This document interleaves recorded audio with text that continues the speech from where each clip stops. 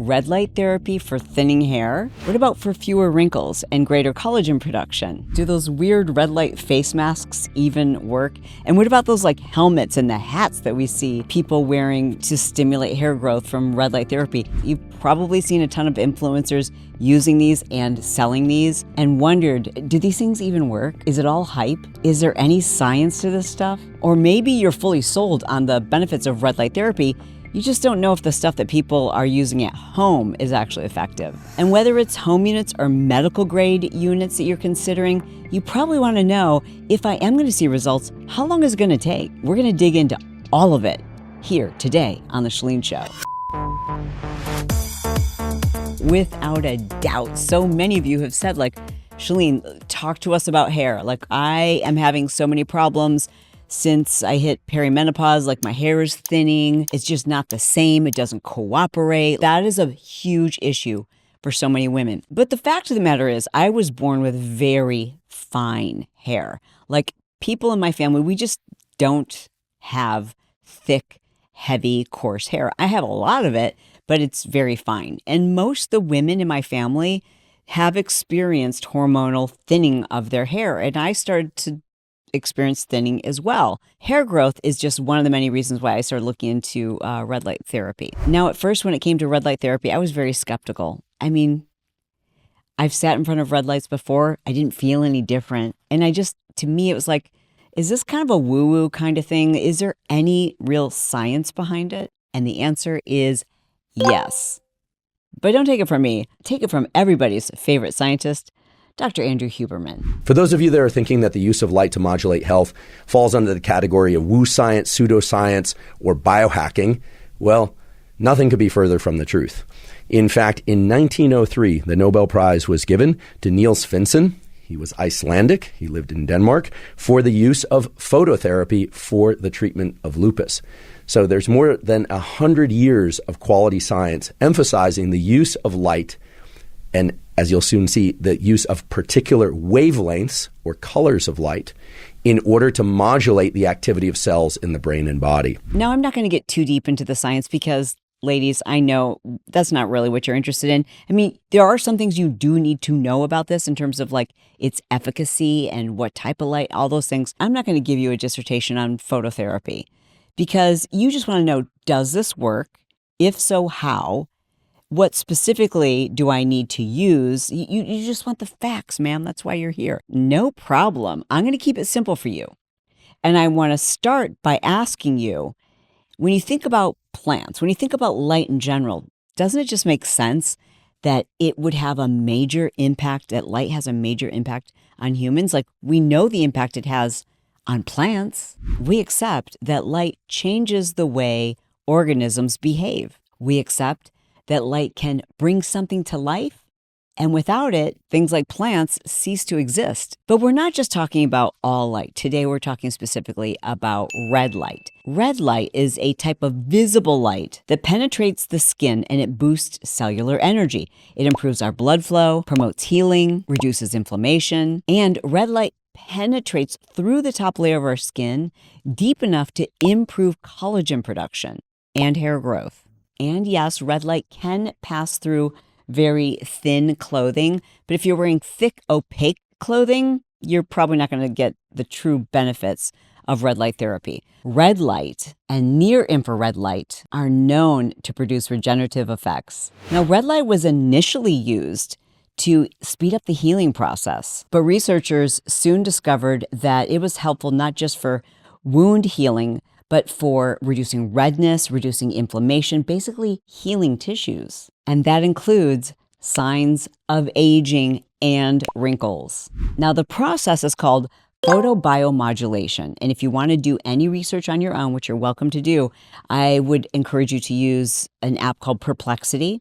Click on Deep Research, and then type in photobiomodulation, Alzheimer's, photobiomodulation, and gut health. And because of the profound research and effectiveness of red light therapy, clinics have been using red light therapy, like plastic surgeons send their clients to do red light therapy to heal faster, to recover quicker.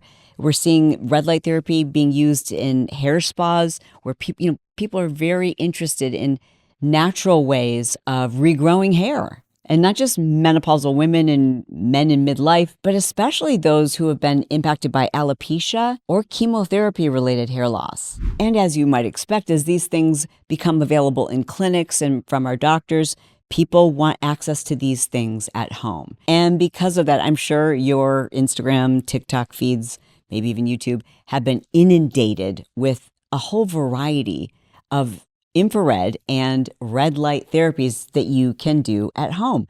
But do they work? The answer is yes and no. Some do and some don't. What matters is the device that you're buying. Now, I am going to share with you what it is you need to know when looking at a home device. But why even talk about that if we don't first look at the science? Like, does this stuff really improve the appearance of your skin? Can we actually reduce the appearance of wrinkles using red light therapy? Well, the answer is yes, dramatically.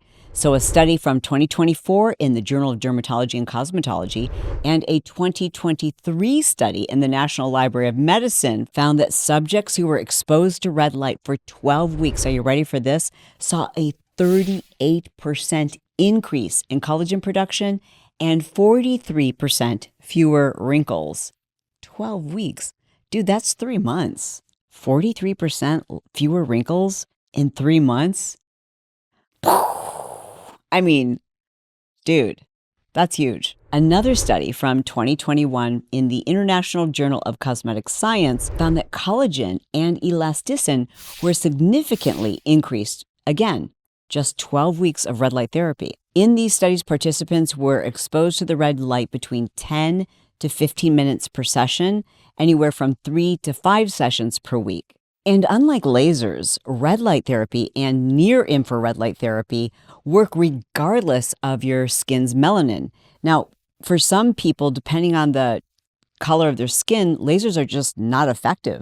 But when it comes to red light and near-infrared light, it works regardless of your skin type. Here's what my friend Dr. Anthony Yoon, who's been a guest of the show and happens to be a Michigan State grad, we love our Spartans, here's what he had to say. The idea behind red light therapy is that the red light, if you put it onto your skin, it's not proven. We don't know exactly why it works, but the belief is that it can help power your mitochondria.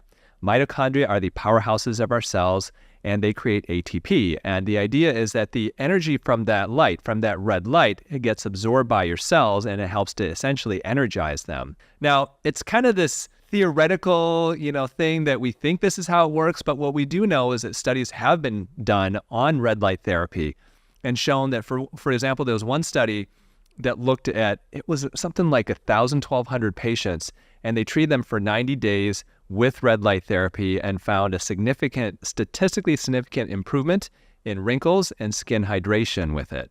They even did split face studies where you'd have literally only half of the face treated with red light therapy and found significant improvement in the skin tightness and the firmness of the skin afterwards. And that was, I think, after like 2 months of therapy.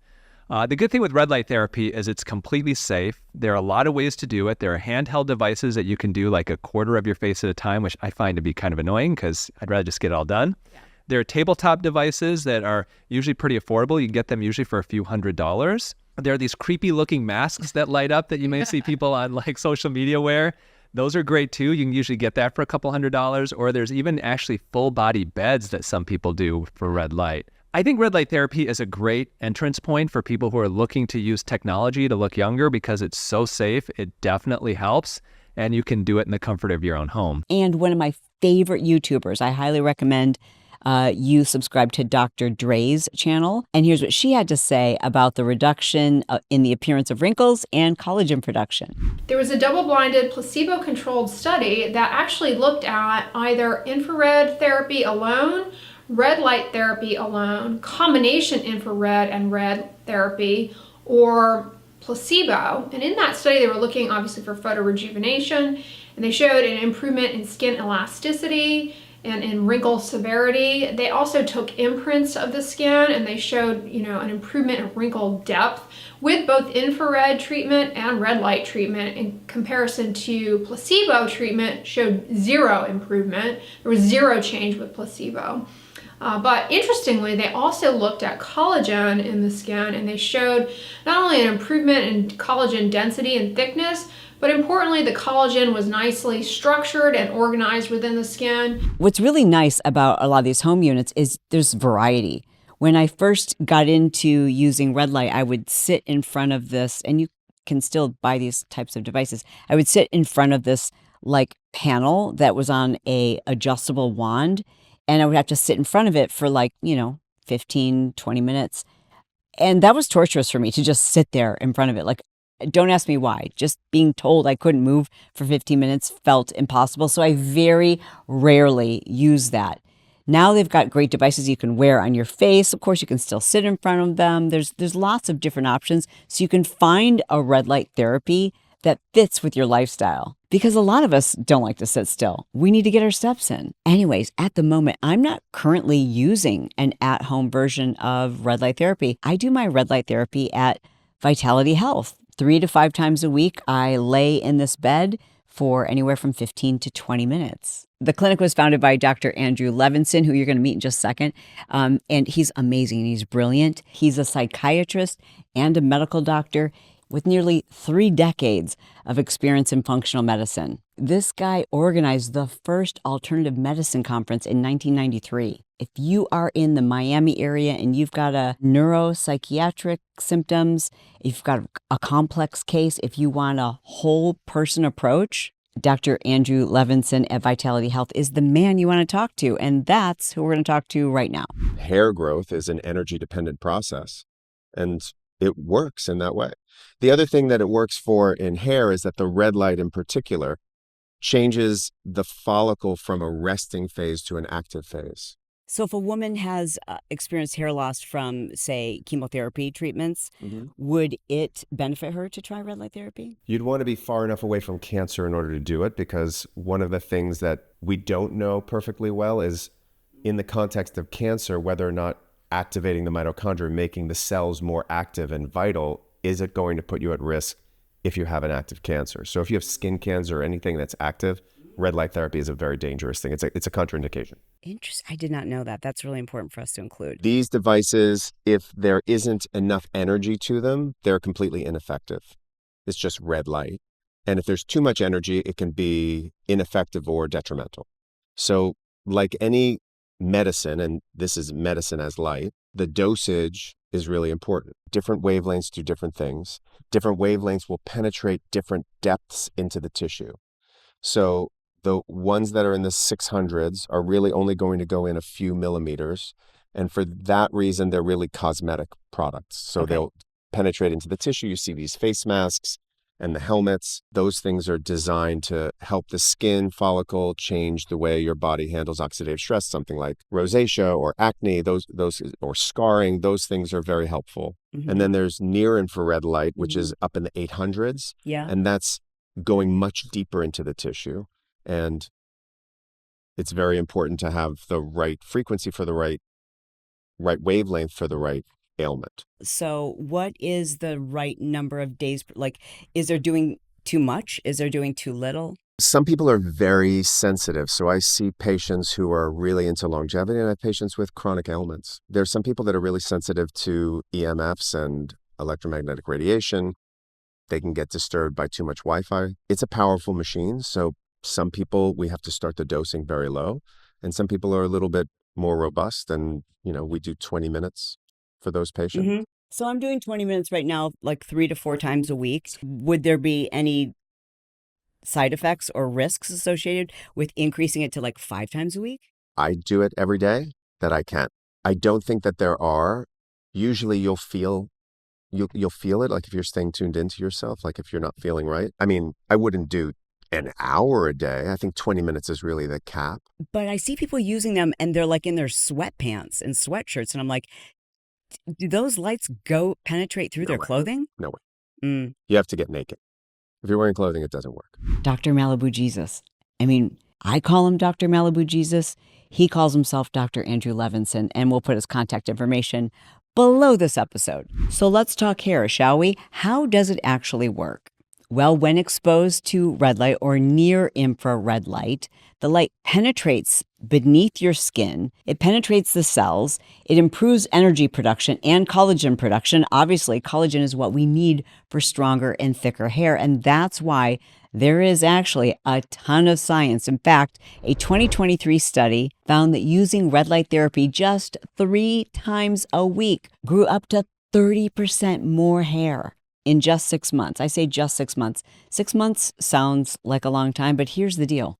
6 months are going to pass, whether you're improving the quality of your hair or not. So why not expose yourself 3 times a week to red light therapy and experience a 30% increase in growth and strength of your hair?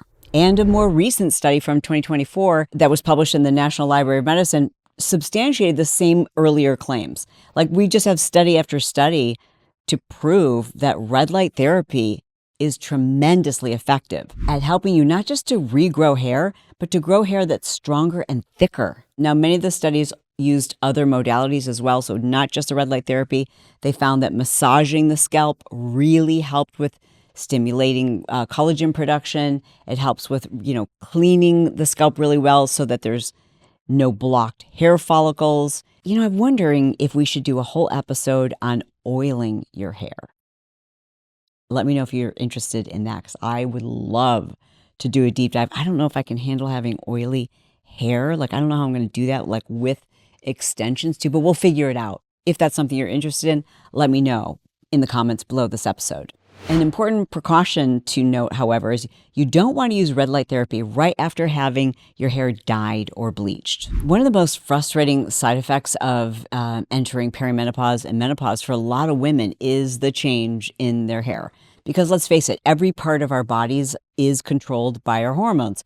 So as testosterone starts to decline, as collagen production starts to decrease, as we start producing less estrogen, less progesterone, all of these things, including human growth hormone, impact the quality of our hair. Now, frankly, if you're taking too much testosterone as a woman, if your levels are too high, some women do experience hair loss. So be very careful that make sure that you're working with a very knowledgeable clinician. Yes, women can and should be supplementing with testosterone, but you've got to work with someone who knows what they're doing so that you don't accidentally take too much for your personal needs. And remember, it's not the same across the board.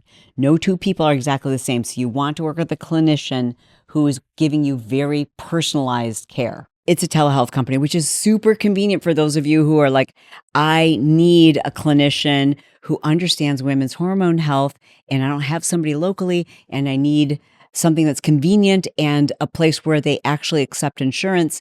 MIDI Health has solved so many problems for so many of the women in my community because, and until I learned about MIDI, I'm like, you just have to ask around and try to find a friend who's got a great clinician in your area. But MIDI's clinicians, they are all specifically trained in women's hormone health. It's like their obsession. And I'm so proud to partner with them. Again, because they worked with the insurance companies. So they're going to get you insurance coverage. I mean, not all insurance carriers accept it, but it's very likely. You can find out for yourself by clicking the link below in our show description, or you can just go to chalene.com/MIDI, MIDI. Again, they are in all 50 states, so it's super convenient, and you know that you're working with a clinician who's actually going to listen to you, and this is their obsession, is women's hormone health, and it is through MIDI that I get my estrogen cream, and they've just started also doing microdosing. So if that's something you've been interested in, microdosing of GLP-1s for inflammation to help improve cognitive function and for weight maintenance, weight loss, etc. Great company. I highly recommend them. Again, chalene.com/MIDI, MIDI. Here's what one of my favorite experts, Dr. Dre, had to say about hair loss in menopause. Estrogen is also really important for blood flow to the follicle and the delivery of nutrients and growth factors. Also, estrogen has a vasodilatory effect, meaning it enhances blood flow by opening up the blood vessels. And therefore, when you have a decline in estrogen, you have less blood flow to the scalp.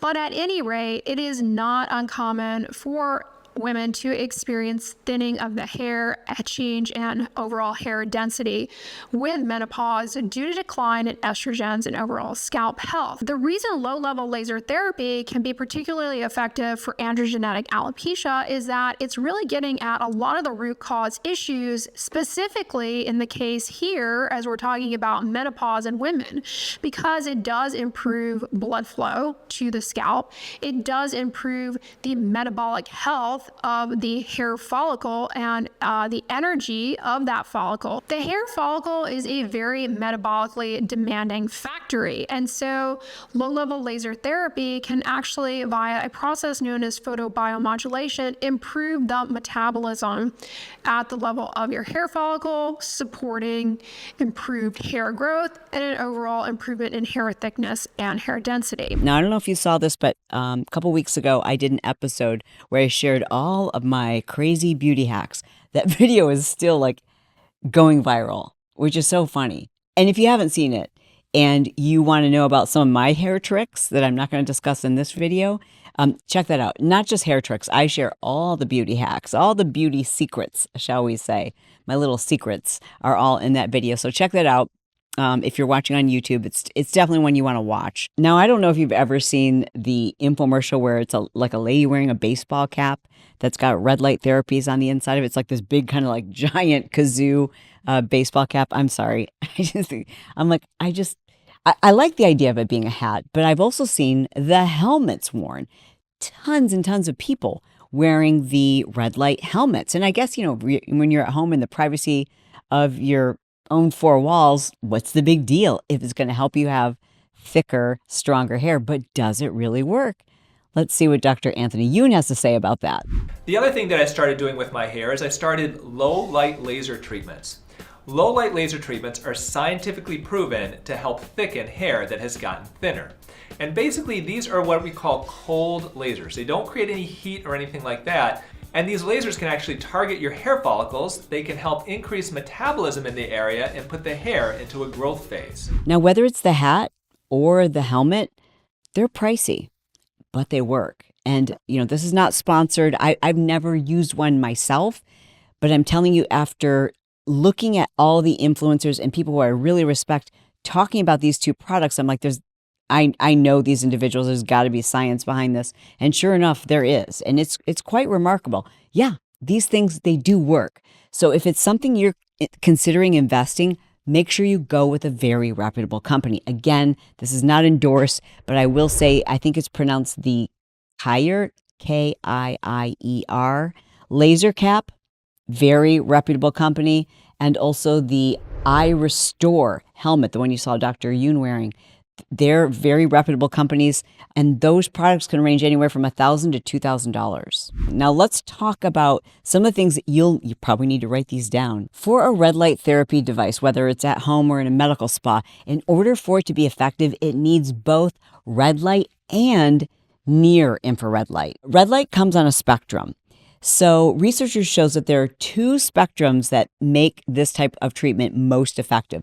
The first is 633 nanometers for red light and near infrared at 830 nanometers. High quality devices are going to need both of these. Now, you don't need to do anything with those numbers, but you'll need to remember them when you're looking into purchasing a device to use at home. And if the device that you're looking at doesn't list these things, well, then you've got to contact the company directly. And if they won't tell you this, buyer beware. That's the wavelength. But the second thing you need to be aware of as it relates to a device is the irradiance, also known as like the intensity of the light. That is measured in milliwatts. And in order for a home device to be truly effective, the milliwatts should be between 40 and 100. And if the company doesn't give you its irradiance score, doesn't know how many milliwatts per square centimeter that device outputs, that should be a red flag. Now, it's also important to know that the lower the intensity, the longer and more often you need to be exposed to it. So the higher the intensity, the less time you have to sit in front of the red light or have the red light device on your head or be laying on the red light mat. So when looking at a home device, those are the things you want to consider. But as they say, you often get what you pay for. And you need to know exactly what it is you want to get, right? If you're going to plunk down that kind of investment on one of these types of devices, and whether it's one of these companies I just mentioned or others, I want to make sure you've got the right information so that you know what to look for. So if you're going to make this investment, it's worth every penny. And lastly, I want to share a little bit about my own experience. I'm one of those people that, like, when I do something like infrared or even hyperbaric oxygen chamber treatments, which I also do at Dr. Levinson's clinic, Brett and I do it 5 days a week. And it's interesting. Those types of investments, I look at them as investments in my power. Like, I don't want to live to be 190 years old or whatever. I just, like, the years that I'm on this planet, I want to have as much power and energy as possible. But when I do things like that, I know it's an investment. I'm just here to tell you, I don't feel any different. It's so subtle, right? Like, people are like, what is the oxygen chamber? How do you feel afterwards? I'm like, kind of the same. It's a cumulative effect. And the same is true for the red light therapy. After you do red light, I don't feel any different.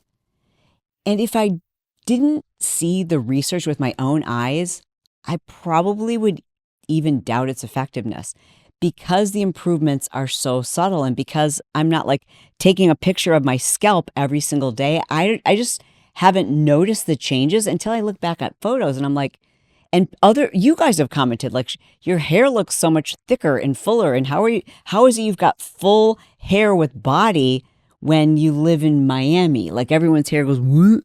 I'm like, I do think it's making a difference. And I didn't even start doing the red light therapy for my hair. Mainly, I was thinking about it for my cellular health, thinking about it for reducing inflammation, thinking about it for improving all of my longevity markers. But the fact of the matter is, it's not just one thing. It's all the things. And I want to be very clear about that, because I don't want to mislead anyone like, oh my gosh, now I've got to do red light therapy, because I've been doing a lot of things for my skin. I've been using estrogen cream on my face. Yes, you have to get that from your doctor. I use MIDI Health for that. I've also been doing, obviously, castor oil on my face, and I do lymphatic massage on my face, and I wear a lot of makeup on my face, and I've stopped drinking, and I sleep on my back. Like, all of these things help to improve the appearance of my skin and fewer wrinkles. And also I've been doing red light therapy. And so again, if I'm looking at the research, and I've been doing it for more than 12 weeks, if I'm just an average person, that probably means that I've had a 40% decrease in the appearance of wrinkles. Is that possible? I feel a little bit like Benjamin Button. Maybe I should put off that facelift I was going to schedule. I just want you to know, I'm doing a lot of things, and I realize that a lot of these things are cost prohibitive. Not everyone has the time or the money to do all these things. I just share with you what I do. And you can judge me. I don't care. I'm a grown adult. I don't have to worry about, I don't have to worry what you think about it, because I like doing it and I've got the money to spend on it. So that's what I'm going to spend my money on. But, I also do Botox too. And and I'm always going to be honest and tell you all the things. But maybe you're like, I don't want to do any of those other things. But yeah, wearing a red light mask. Oh, look at, there's my puppy. Wearing a red light mask. We are fostering a dog. Oh my God, don't let me lose my train of thought, but we're fostering a dog. Her name is Penelope, and she's just the sweetest, most adorable dog. And we're supposed to be trying to find her a good home, but I feel like she's found her good home. But Brett says it's just not practical. Who said anything about wanting to be practical when you're Miss Penelope, the most perfect, beautiful, perimenopausal pit bull you've ever met? Anyways, back to the stuff. You might not want to do Botox or estrogen cream, but you're like, you know what? If just wearing that mask around the house is going to give me better skin, better collagen production, and maybe you're doing a collagen supplement, or maybe it's your hair. Maybe you've recently had to go through chemotherapy, and that's the one thing you're like, I am thriving, except my hair is not, and it's driving me nuts. Well, then it might be the ultimate investment for you. I'm just really encouraged. I'm really excited about this research, and it's got me more motivated to make sure that I'm doing my red light therapies at least 3 times a week. If you enjoyed this episode and you want to know more about the estrogen cream, check out this episode of The Chalene Show.